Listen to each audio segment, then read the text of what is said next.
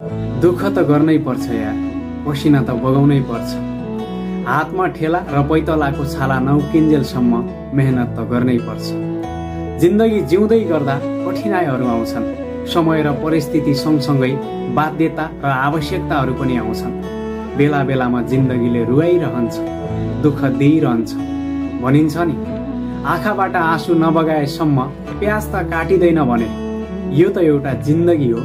बेला बेलामा दुःख नपाएसम्म, कठिनाइ नझेलेसम्म, बाध्यता र आवश्यकताको सामना नगरेसम्म यति सजिलै जिन्दगी कसरी कट्न सक्छ? भोलि सफलता पाउनु छ भने त्यो सफलताका लागि आज परित्याग त गर्नै पर्छ।